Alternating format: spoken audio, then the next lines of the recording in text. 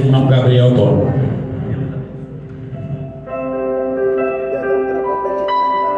Meus irmãos, eu quero vos saudar com a paz do Senhor, amém? Para mim é um motivo de honra poder estar nessa casa, fazendo menção ao Espírito Santo, a Jesus, que me trouxe até aqui. Eu de fato me encontro muito alegre. Eu faço parte do Ministério de Madureira, ali no Parque Mambucaba. Meu pastor é o pastor Alcino Cerqueira, e mando até um abraço do próprio. Sou grato à liderança que fez o convite, ao pastor dessa casa. Obrigado, meu irmão. Deus o continue abençoando. Eu me faço acompanhado de um amigo, um irmão de guerra, Vitor Hugo, meu irmão mesmo. Vitor Hugo é aquele amigo que tu fala para ele: mano, preciso de você, cara. Uma vez eu estava no Rio, eu tinha que pregar em Caraguatatuba todo dia. Vitor Hugo foi lá no Rio me buscar e me levar até o endereço da promessa. Obrigado, mano. Deus continue te abençoando. Eu profetizo que Deus vai te dar um amigo como Vitor Hugo, amém? Já disse para ele, pastor, o dia que Deus me abençoar, no mínimo um jeta na mão dele, no mínimo. Meus irmãos, você que pode, que você que quiser também, abra sua Bíblia no livro do evangelista Mateus, capítulo de número 14.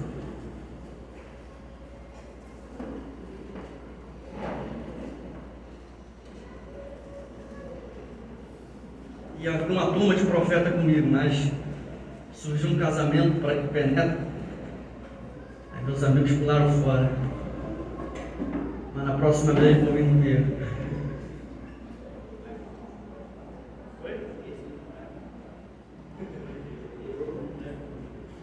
Não, Vitor Hugo também. Pularam, é isso aí. Livro do evangelista Mateus, capítulo de número 14. O verso é o de número 22. Você que achou, diga amém. Amém. E logo Jesus ordenou os seus discípulos a entrar no barco e passar adiante dele para o outro lado, enquanto ele despedia a multidão. E mandando a multidão embora, ele subiu para o monte para orar à parte. E vindo a noite, ele estava ali sozinho. O barco, porém, estava já no meio do mar, agitado pelas ondas, porque o vento era contrário. Mas a quarta vigília da noite, Jesus foi até eles andando sobre o mar. E quando os discípulos o viram andando sobre o mar, eles perturbaram-se, dizendo: é um espírito. Dependendo da sua tradução, vai estar fantasma. E gritaram com medo. Mas imediatamente Jesus falou com eles, dizendo: tende bom ânimo. E Pedro respondeu e disse: Senhor, se és tu, manda-me ter contigo sobre as águas. E ele disse: vem. E Pedro, descendo do barco, andou sobre as águas para ir até Jesus. Se você puder, diga amém. Amém. Se assentar.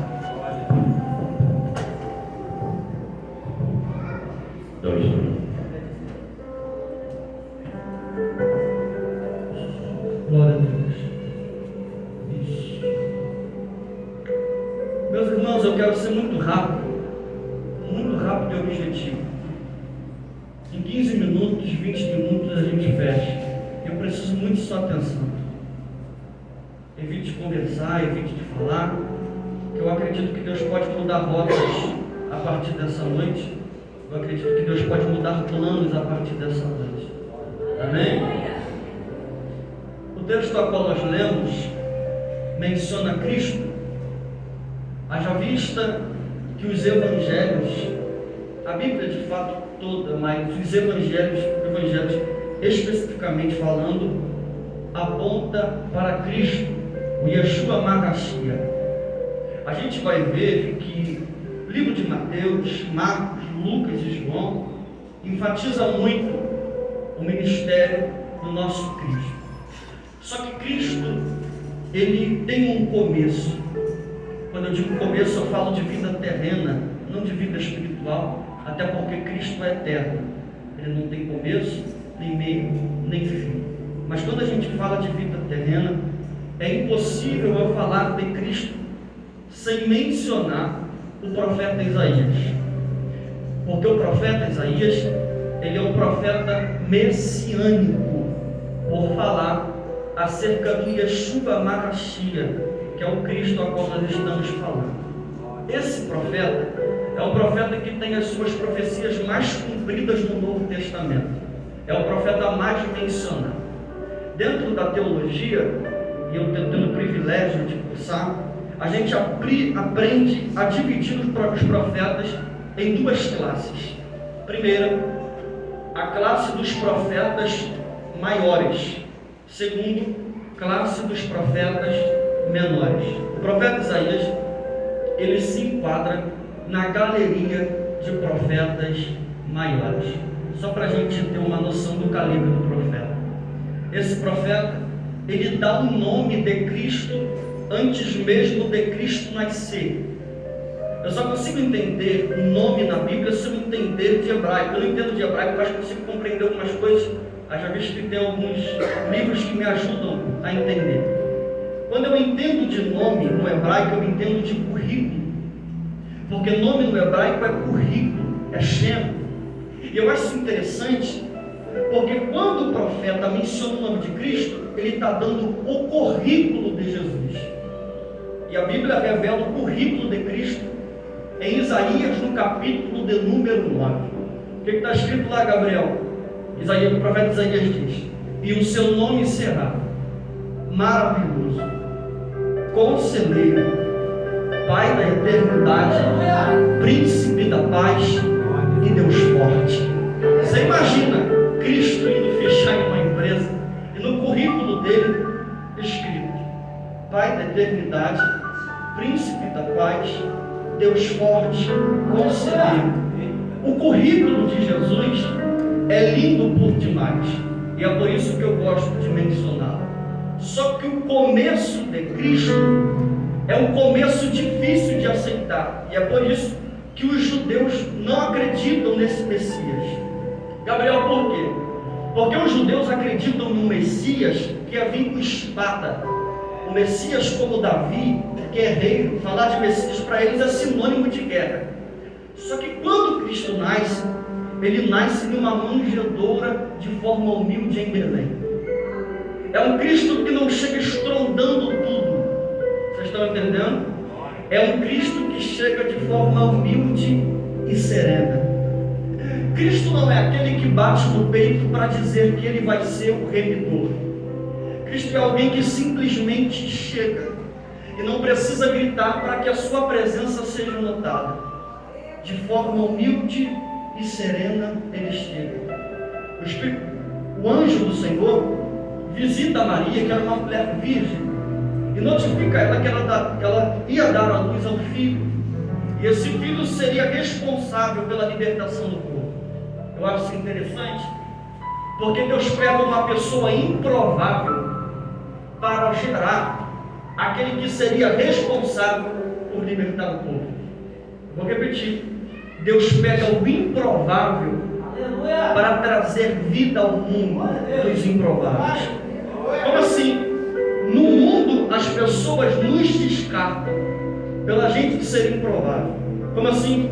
Dependendo do lugar que você está, dependendo da situação que você estiver, não vão te dar crédito, não vão te dar bola. Só que o Espírito Santo, ele é especialista em levantar do monturo necessitado. Ele é especialista em dar nome para quem não tem nome. Ele é especialista em pegar o pobre miserável e colocar ele com vestes limpas. O Espírito Santo, ele é especialista nisso. E eu acho interessante. O anjo visita Maria e ela vai ser notificada, e cerca de um tempo depois ela vai começar a gerar o Cristo. essa mesma Maria vai ter um encontro com Isabel. E Isabel está gerando João Batista. No encontro delas, a Bíblia narra que tanto João Batista no ventre de Isabel, como Jesus no ventre de Maria, começam a saltitar no ventre. E a Bíblia narra, e eles foram cheios do Espírito Santo. Eu vou devagarzinho, mas daqui a pouco a gente já começa a dar uns gritos. Começam a saltitar no ventre. Olha que interessante, gente. Parece que uma confirmação começa a acontecer na vida de Jesus e na vida de João Batista. Gabriel, por quê? Parece que um vínculo acontece. Mais para frente, a gente vai ver João Batista mencionando o nome de Cristo. Como assim? Ó, eu estou batizando aqui, mas vai vir um pós mim, que eu não sou digno nem de desatar as sandálias dos seus pés. Tamanho poderio dele. Eu batizo com água, mas quem vai vir após mim, batiza com o Espírito Santo e com fogo. João Batista é conhecido, e por isso é Batista, por ser conhecido como aquele que batiza. A mensagem de João Batista é uma mensagem muito dura de se ouvir. Isso aqui me prende. Gabriel, por quê? Porque a mensagem de João Batista não é legal para se escutar. Em um evento de jovem, por exemplo, ninguém ia trazer o irmão João Batista para pregar. Gabriel, por quê? Porque a mensagem de João Batista era: arrependei-vos, raça de víboras. A mensagem é dura demais, mas pior do que a mensagem é o lugar que ele prega. Ele prega no deserto, com o sol escaldante, rachando o coco. Imagina, gente, a gente no deserto, com o sol rachando o coco, e a gente ter que ouvir: raça de víboras, convertei-vos. Eu fico imaginando uma fila para ser batizado, pastor. E nessa fila, João Batista dizendo: vem, raça de víbora, que eu vou te batizar. Vem, naja, que eu vou te batizar. Vem, sucuri, cascavel. E eu fico imaginando Jesus, porque era necessário cumprir a profecia. Eu fico imaginando Jesus entrando na fila para ser batizado. Vem cobra que eu te batizo. Só que quando Cristo entra na fila, a mensagem de João muda. Se estiver ligado, tu vai pegar no alto. Gabriel, como assim? A mensagem era: arrependei-vos, raça de víboras. Só que quando Cristo entra na fila para ser batizado, João para tudo e diz assim: eis aí o Cordeiro de Deus, que tira o pecado do mundo. Quando Jesus está começando a arrepiar aqui, eu vou tentar me controlar. Quando Jesus é batizado, o Espírito Santo, em uma forma corpórea de uma pomba, repousa sobre o ombro dele. Só que me prende aqui é que antes de o Espírito Santo descer, vai doer, mas você dá um grito. Antes de o Espírito Santo descer, brada uma voz do alto. Qual é a voz? Este é o meu filho amado.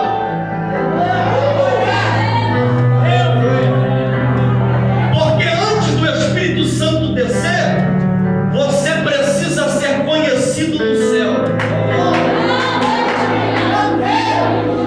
Dá um glória para tu não fingir que é contigo. Tem gente que está cantando, está pulando, está botando: Senhor desce, Senhor faz. Mas o Senhor nem conhece ele.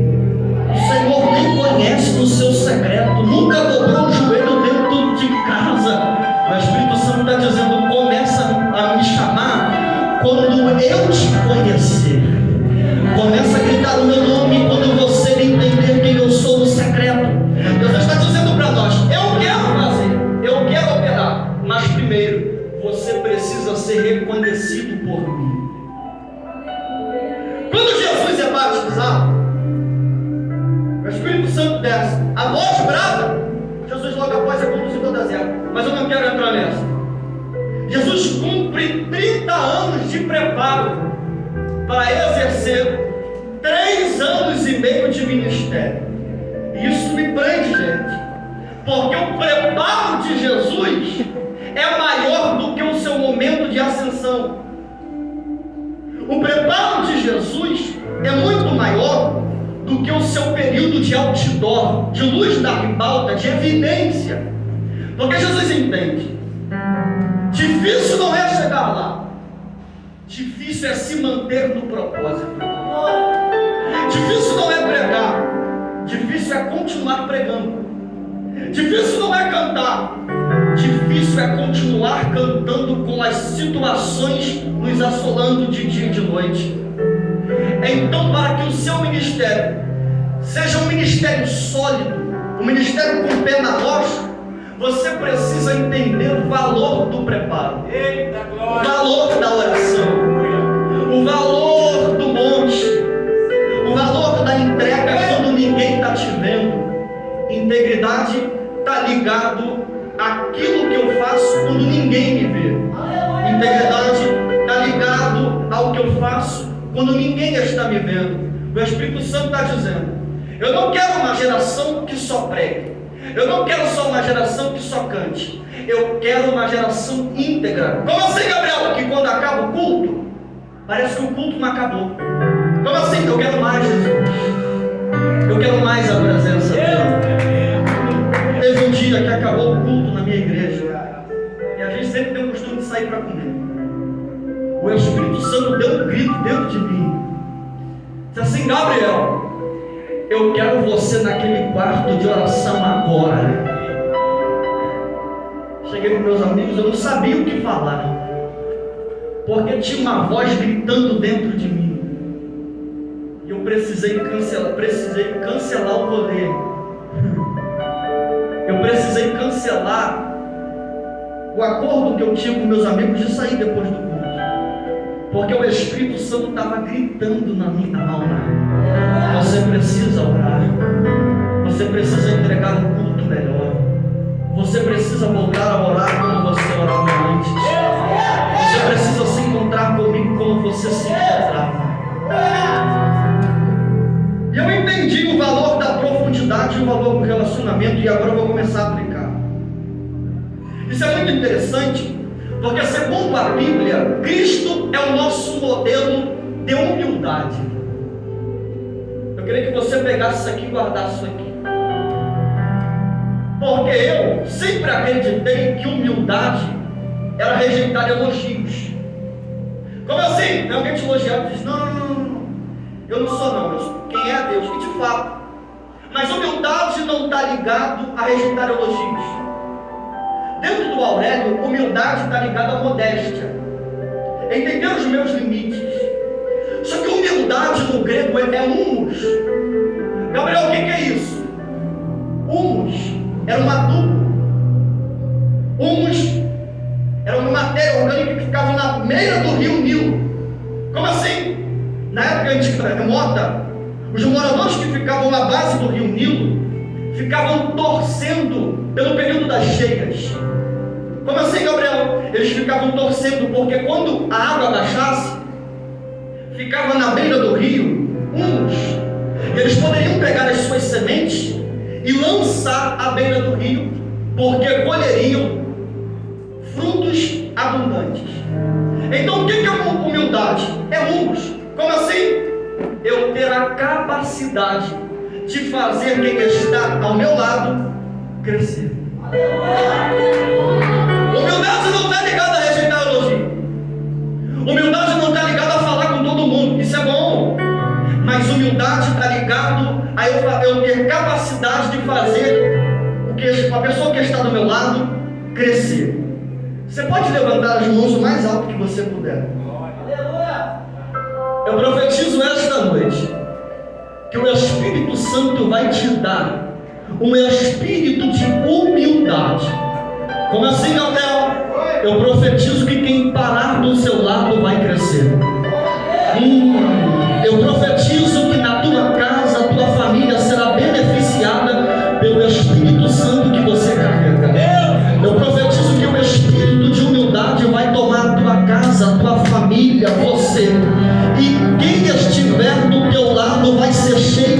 tabela. Eu profetizo que esta noite vai ser uma noite de tanto poder espiritual, mas de tanto poder que as pessoas vão brigar para ficar do teu lado, porque todo aquele que fica do teu lado cresce, porque todo aquele que fica do teu lado cresce. Então lá vai a profecia é: receba o espírito de humildade, para onde você botar a mão, cresce.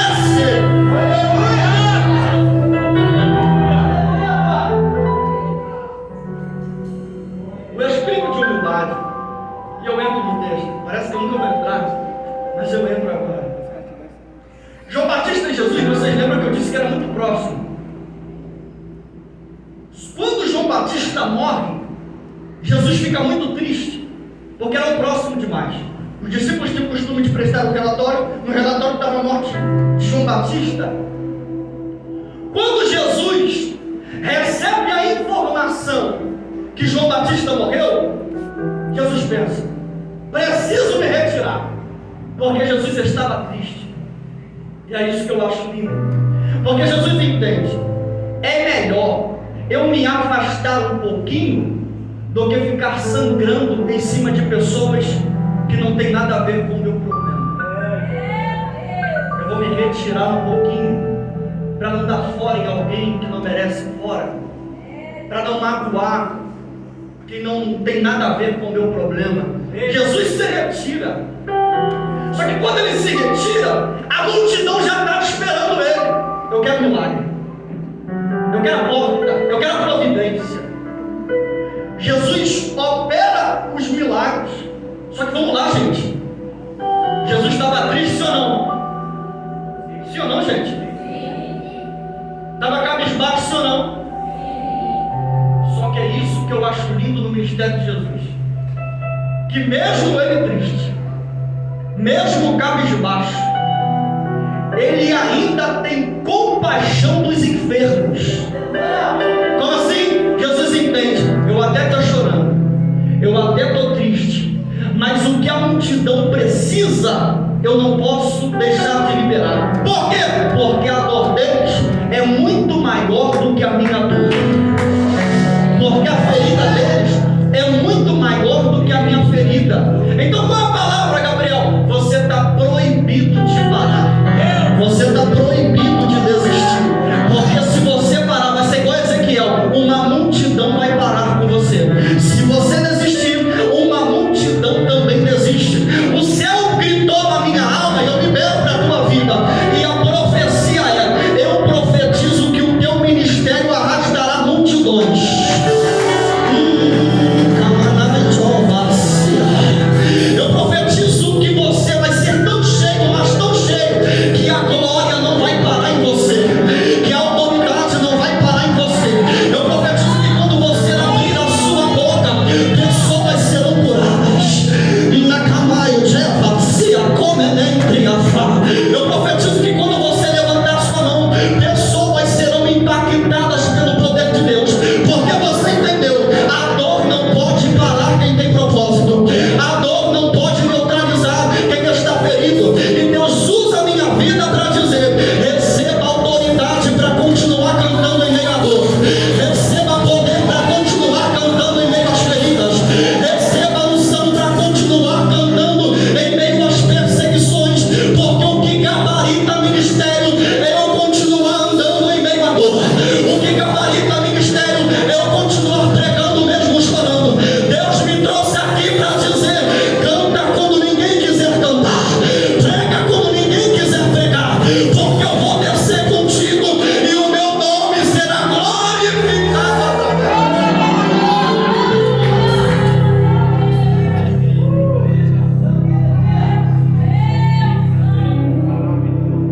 Eu não sei vocês, mas parece que no dia que a gente quer largar tudo, é o dia que o Espírito Santo diz assim: agora é comigo. Parece que no dia que a gente quer abandonar tudo, é o dia que o Espírito Santo resolve nos visitar. Eu estou sentindo ele aqui.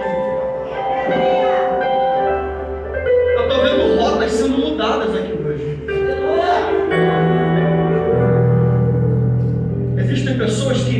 orar por ele essa semana, mas não vai mais. O Senhor está dizendo: eu estou mudando o teu destino mediante a palavra de cunho profético.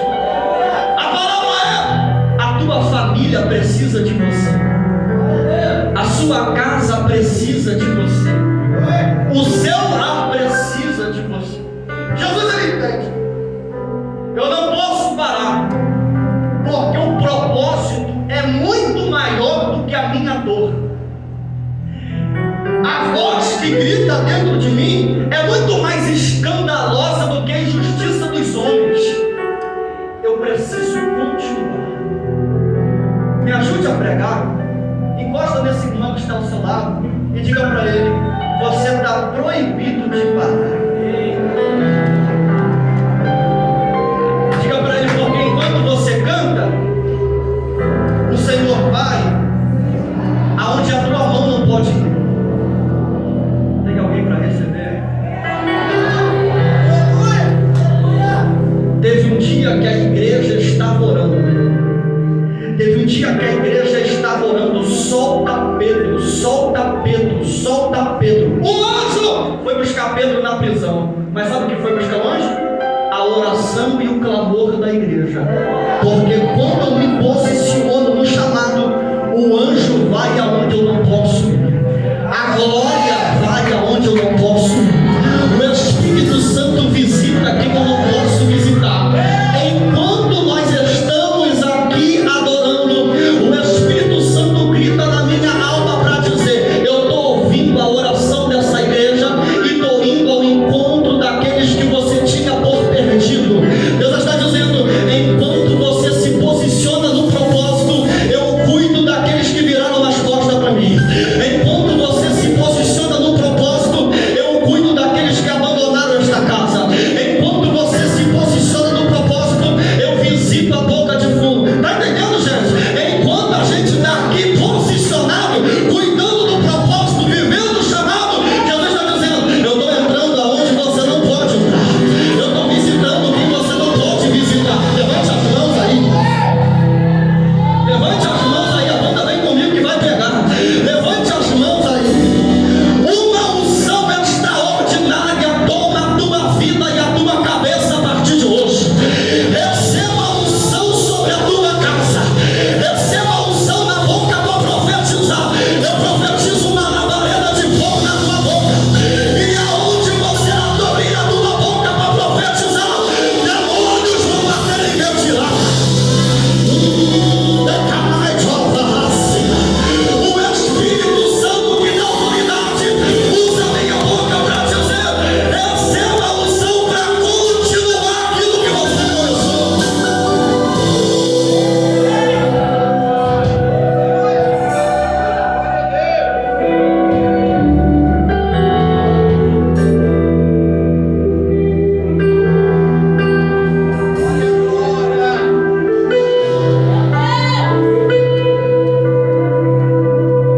Porque começar, todos começam.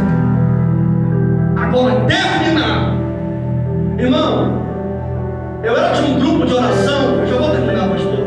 Eu era de um grupo de oração de mais ou menos 7 amigos. Hoje só tem eu. Os 6 desviaram. E o que eu tenho vivido é como se Deus falasse para mim: Gabriel, foi bom você permanecer, porque a sua permanência gera milagre. Você se lembra de Paulo e Silas na prisão? Eles são responsáveis por uma libertação de uma menina na cidade de Filipos, se não me falha a memória. Eles expulsam o demônio que habitava naquela menina, que era responsável por arrecadar fundos, porque tinha um espírito de adivinhação nela. Ela arrecadava fundos para manter a cidade. Paulo e Silas estão passando e ela começa a gritar: ali vai um homem santo de Deus. Paulo diz assim: o espírito está nela, sai. A menina que adivinhava agora não adivinha mais. E é isso que me prende, gente. Porque Paulo e Silas expulsam o demônio. Eles fizeram a coisa certa, sim ou não? Sim ou não? Por consequência de expulsar um demônio, eles são chicoteados em praça pública nu e depois são presos. E quando são presos, eu fico imaginando a prisão, porque o pé de Paulo estava amarrado.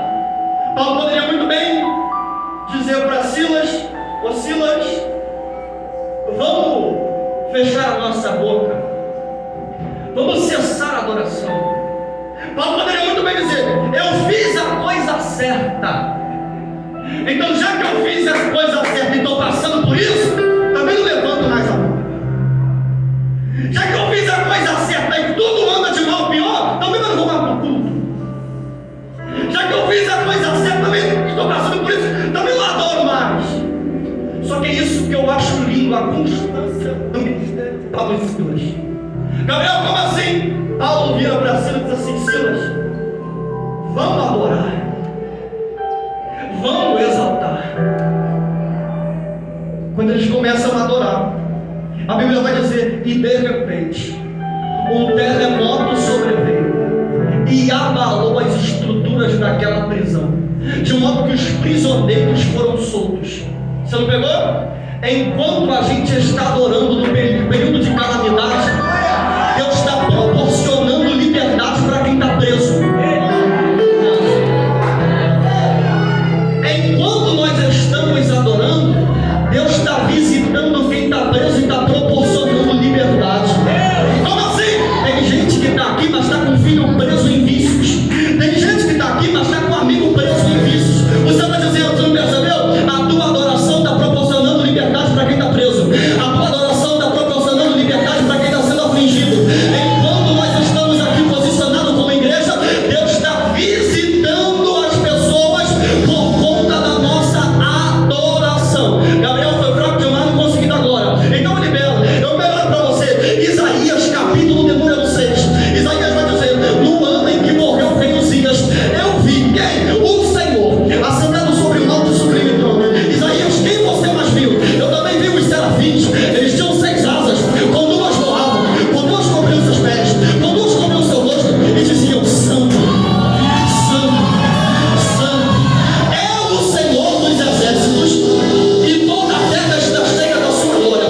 Olha a consequência da adoração dos serafins: e os umbrais das portas se moviam à voz do que clamava. Você está entendendo? Enquanto os serafins estão adorando, o mundo espiritual está sendo sacudido. Enquanto os serafins estão adorando, o ambiente espiritual está sendo chacoalhado.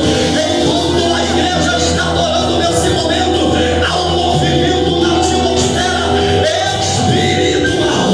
Você está dizendo: enquanto você está adorando aqui, eu estou visitando a vida da tua família. Enquanto você está adorando aqui, eu estou resolvendo aquilo que você não pode resolver. Enquanto nós estamos adorando aqui, tem portas se abrindo, castigados sendo quebrados, e o nome do Senhor está sendo glorificado.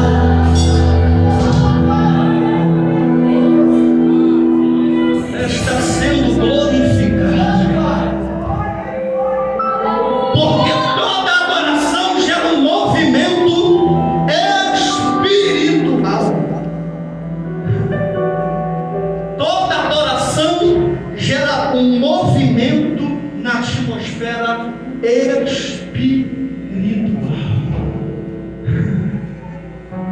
Então o que vai mover o céu é você continuar adorando em meio à tempestade.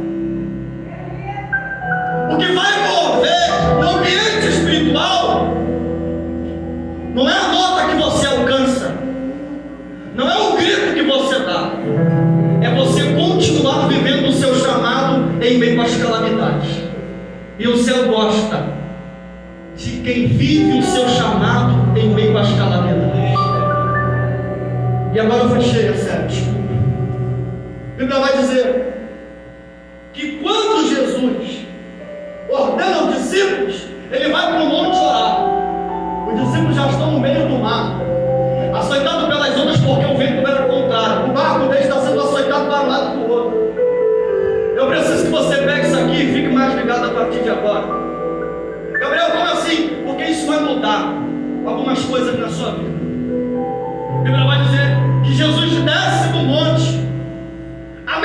discípulos era: eu vou deixar um barco para Jesus, porque se Jesus quiser vir, ele vem de barco. Então, na mente dos discípulos, eles estão no meio do mar, açoitado pelas ondas, porque o vento era contrário. Imagina Jesus andando sobre as águas. Os discípulos não esperavam.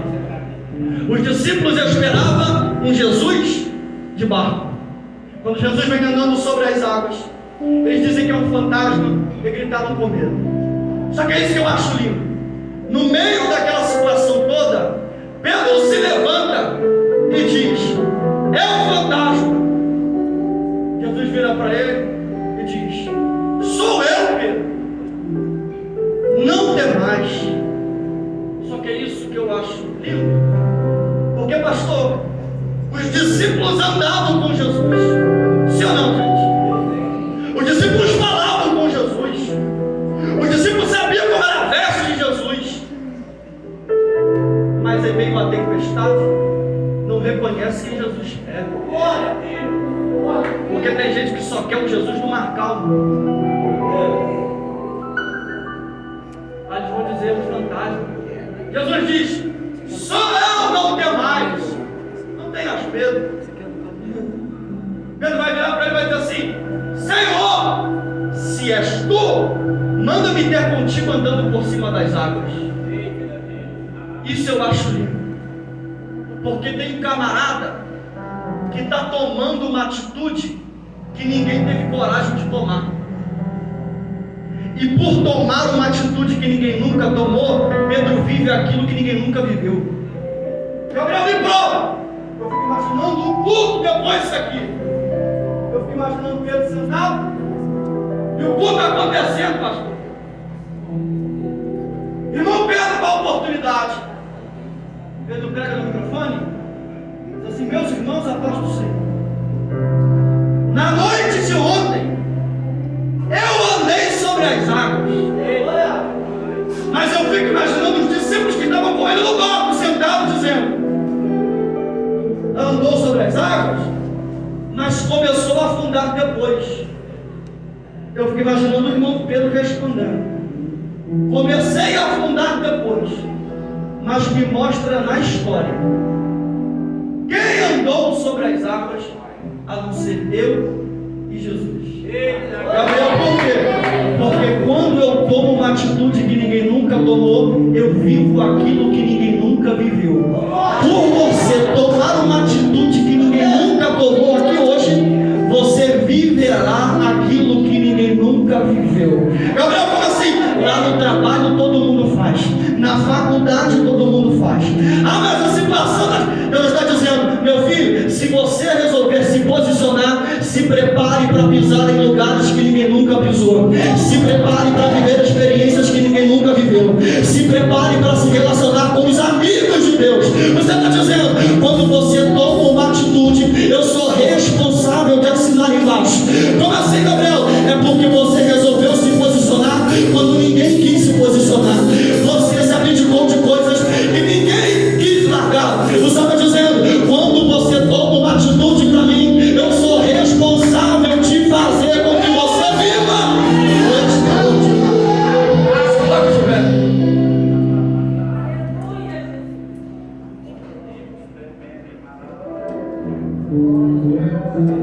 Eu vou pedir para um jovem que estiver aqui para cantar o Amigo Espírito Santo. Eu vou fechar a mensagem. Eu quero orar por vocês. Porque disseram por aí, pastor, que a nossa geração